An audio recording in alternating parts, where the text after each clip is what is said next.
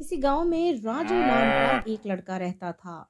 गांव में उसे बहुत से गुंडों ने परेशान कर दिया, जिसकी वजह से वो नौकरी ढूंढने के लिए शहर की ओर निकल आता है।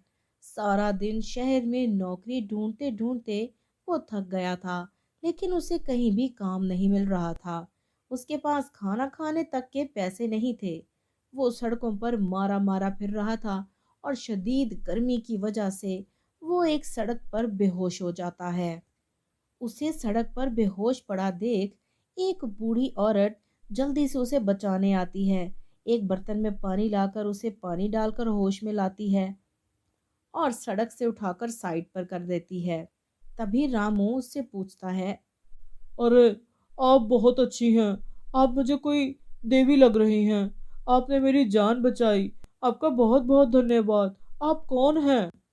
ये सब बातें बाद में कर लेना बेटा, पहले वो सामने ढाबा है मेरा, आओ पहले खाना खा लो। इतना कहकर वो बुढ़िया राजू को अपने ढाबे पर ले जाती है और उसके लिए खाने का बंदोबस्त करने लगती है।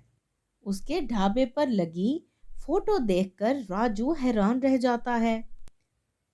अरे, पिताजी की फोटो यहाँ पर? ये सब क्या चक्कर है? और वो बुढ़िया से पूछता है। अरे अम्मा, ये फोटो तो मेरे पिताजी की है, लेकिन ये तुम्हारे पास कैसे है? क्या तुम इनके बेटे हो? इसका मतलब तुम राजू हो? हाँ, मैं राजू हूँ। आप कैसे जानती है मुझे? बेटा, मैं तेरी वही सौतेली माँ हूँ जिसे तेरे पिता तेरी परवरिश के लिए ब्याह कर लाए थे, लेकिन तूने कभी मुझे अपनी माँ नहीं समझा। मैंने बहुत कोशिश की तुझे माँ का प्यार मोहब्बत देने की, लेकिन तू मुझसे बहुत नफरत करता था और कभी मेरे प्यार को समझता नहीं था। मेरी वजह से अक्सर तू अपने पिता से मार भी खाने लगा था। मुझसे ये सब बर्दाश्त नहीं होता था। तू अपने पिता को छोड़कर घर से चला ना जाए, इस डर से मैंने ही तेरे पिता और उस घर को छोड़ दिया और यहाँ शहर में आकर अपना ढाबा चलाने लगी। माँ, मुझे माफ कर दो। मैं तुम्हारी कदर नहीं कर सका। मैं तुम्हारी मोहब्बत नहीं समझ सका, और उसकी सज़ा मैंने तुम्हारे जाने के बाद बहुत देर तक भुगती। तुम्हारे जाने के कुछ ही अरसे बाद पिताजी मुझे छोड़कर चले गए। उसके बाद मेरे जालिम चाचा ने पापा की सारी जायदाद पर कब्जा कर लिया, और मेरे घर पर भी। वो मुझ पर अत्याचार करते, मुझे बहुत मारते थे, पढ़ने भी नहीं देते थे। आखिर तंग आकर मैंने गांव छोड़ दिया और शहर में नौकरी ढूंढने लगा। और देखो, भगवान ने मुझे तुमसे ही मिला दिया। तुम ही ने जान बचाई और तुम ही ने खाना खिलाया। बेटा, भूल जाओ पुरानी बातों को और बस आज से तुम यहीं पर रहोगे और ढाबे पर ही काम करोगे।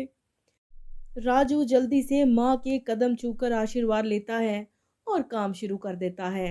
दिन थोड़े आसान गुजर रहे थे। कुछ ही दिनों के बाद राजू का चाचा उसी शहर में किसी काम से आ जाता है और उसी ढाबे पर खाना खाने आ जाता है। वो वहां राजू को देख हैरान रह जाता है। अरे राजू, तुम अभी तक जिंदा हो? मैं तो समझा तुम मर गए होगे। अब यहाँ पर नौकरी कर रहे हो क्या?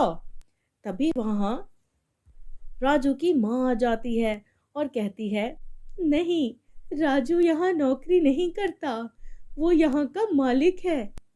ओह अच्छा, तो तुमसे तो ये राजू बहुत नफरत करता था, और तुम्हें घर से भी निकाल दिया था। चाचा, मैं आपसे कह रहा हूँ यहाँ से चले जाओ, वरना अच्छा नहीं होगा। अरे, मेरी ताकत का तुझे अंदाजा तो होगा। अपनी माँ को भी तो बता मैं किस हद तक जा सकता हूँ। वहां पर चचा खड़ा बदतमीजी कर रहा था कि तभी उस ढाबे पर बैठकर रोज खाना खाने वाले कुछ पुलिस अफसर वहां आ जाते हैं और पूछते हैं। क्या हुआ बहन जी? ये आदमी आपको तंग कर रहा है? Any problem? काफी देर से इसे बदतमीजी करता हम देख रहे थे। हमने समझा शायद कोई फैमिली मैटर है, लेकिन ये काम कुछ ज्यादा ही मुझे खराब लग रहा है। और सारी बात सुन लेने के बाद पुलिस वाले चचा को पकड़ लेते हैं और तफ्तीश करने के बाद उसे जेल हो जाती है।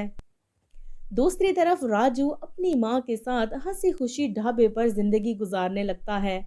वो अच्छी खासी कमाई कर रहे थे और अच्छी जिंदगी गुजार रहे थे। राजू को उसकी खोई हुई माँ मिल गई थी और माँ को अपना खोया हुआ बेटा।